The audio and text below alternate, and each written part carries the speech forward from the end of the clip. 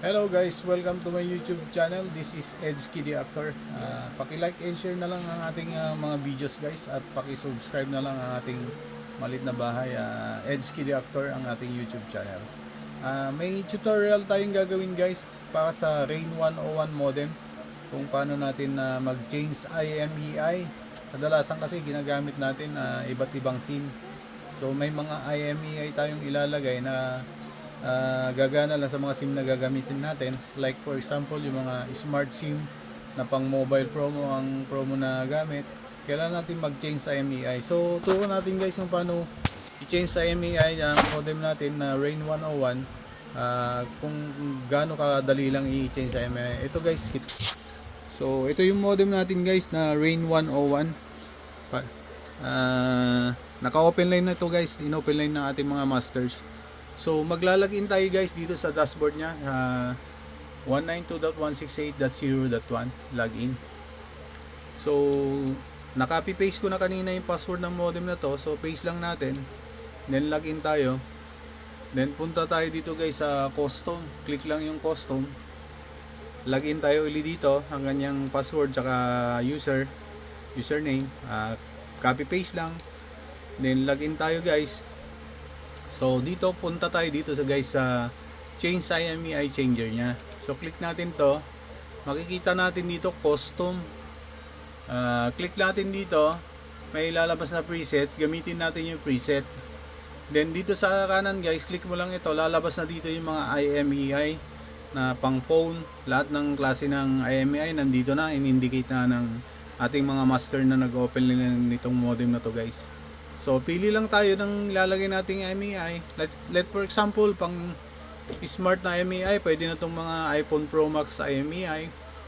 Pag gagamit tayo ng mobile promo na smart. So change natin IMEI, click natin iPhone Pro, then generate lang natin, click generate.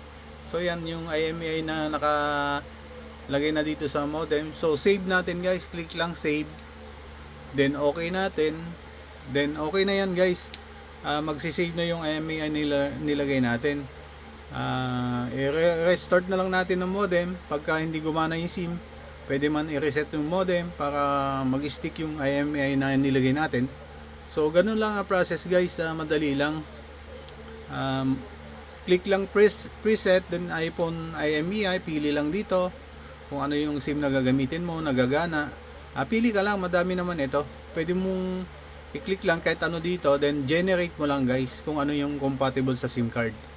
So ganyan lagi ang problema ng karamihan pag nag-change ng SIM card sa modem nila, hindi daw gumagana yung SIM. So kailangan kasi i-change sa IMEI mo para ng compatible na SIM card. Nandito naman lang lahat guys, makikita mo na dito. So yun ang gagawin lang guys, pagka ibalik mo naman yung dating SIM card ng modem, yung default SIM card nya, click mo lang uli dito, balik mo lang dito sa Globe 101 5G IMEI, click mo, then generate lang, then save IMEI. Yun lang po ang gagawin, madali lang naman guys. So yun muna guys ang ating tutorial for 5G Rain 101, how to change IMEI sa mga SIM card na ginagamit natin. So mabilis lang naman guys, nasa dashboard na lahat, nilagay natin mga master dito, hindi na tayo mahirapan.